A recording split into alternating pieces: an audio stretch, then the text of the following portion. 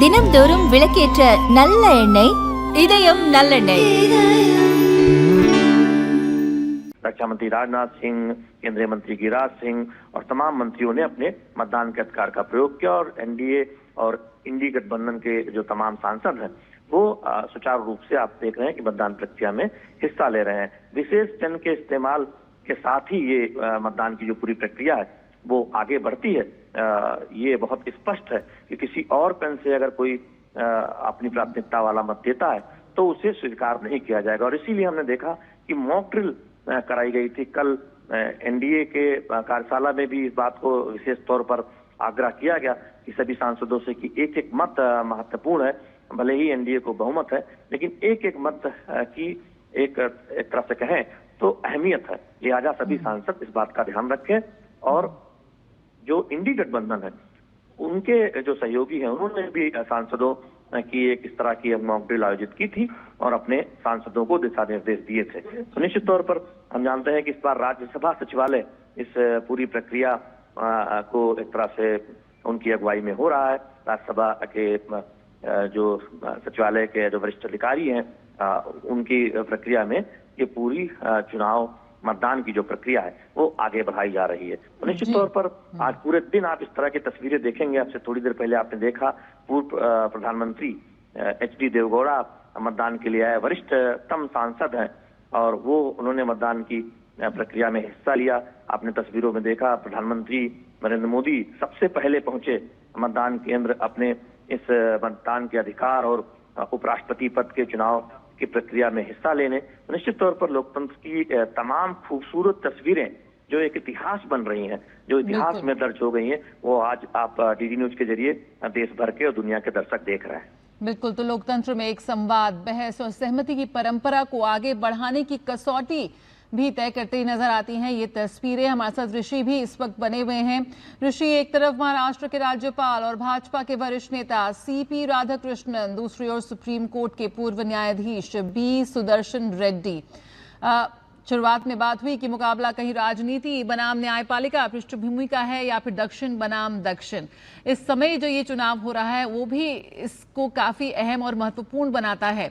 इसके पहले भी आपने कई उपराष्ट्रपति चुनाव आपने कवर किए हैं। इस बार क्या खास है, कितना महत्वपूर्ण आपको नजर आ रहा है और कितना दिलचस्प लग रहा है इस बार की पूरी चुनावी प्रक्रिया?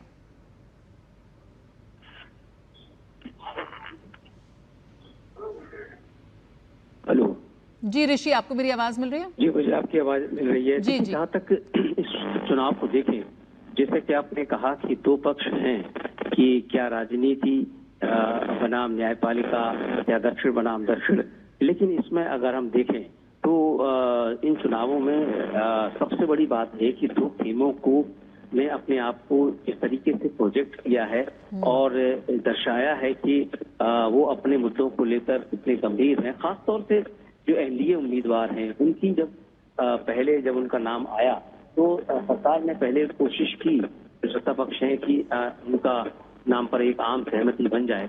लेकिन जो दक्षिण से जब उनका नाम आया तो जो विपक्ष है उसे लगा कि कहीं उनका जो सियासी प्रतिद्वंद्विता का जो कारण है वही कहीं कमजोर न हो जाए। इसलिए उन्होंने ये दिखाने के लिए कि वो सत्ता पक्ष के साथ किसी भी पक्ष या मोर्चे पर साथ नहीं है, इसलिए उन्होंने अपने उम्मीदवार को दिया। हालांकि हम जानते हैं कि जो अंकगणित है वो INDIA गठबंधन के पक्ष में तो बिल्कुल नहीं दिख रहा है, लेकिन जिस तरीके से एग्रेसिव कैंपेन हुई, अलग अलग तरीके से अलग अलग पक्षों से कहा गया कि किस तरीके का चुनाव है, देश के लोकतंत्र को बचाने की बातें कही गई। तो इन चुनावों में निश्चित तौर से इस चुनाव में मुझे लगता है कि विचारधारा तो सबसे पहले केंद्र बिंदु में आ ही रही है, क्योंकि यहाँ पर जो विपक्ष है उसने इसी बिंदु को ज्यादा तरजीह दी है, क्योंकि दक्षिण बनाम दक्षिण की स्थिति यहाँ पर कम ही दिखी है। हालांकि अगर हम तेलंगाना और आंध्र प्रदेश की सियासत में देखें तो खासतौर से जो आंध्र प्रदेश है उससे एनडीए के उम्मीदवार को जो वहाँ के पक्ष और विपक्ष हैं वो दोनों साथ हैं, तो वहां पर उन्हें एक बड़ी सफलता मिली है। तो कह सकते हैं कि जब दक्षिण के एक ही राज्य में और दोनों ही पक्ष अगर एक उम्मीदवार के साथ हैं तो वो बनाम स्थिति की तो बात नहीं की जा सकती। लेकिन हाँ, इतना जरूर है कि इन चुनावों को दोनों ही पक्षों ने, खासतौर से विपक्ष ने, एक विचारधारा की लड़ाई के रूप में ज्यादा प्रोजेक्ट किया है। और यही वजह है कि इस दौरान उन्होंने तमाम एग्रेसिव कैंपेन उनके कैंडिडेट के द्वारा की गई और लगातार अलग अलग पक्षों के साथ उनकी मुलाकातें देखी गई। और इन्हीं मुलाकातों में जब वो बिहार जाते हैं और लालू प्रसाद के साथ मुलाकात करते हैं तो उसका प्रतिरोध भी यहाँ पर दिखाई दिया।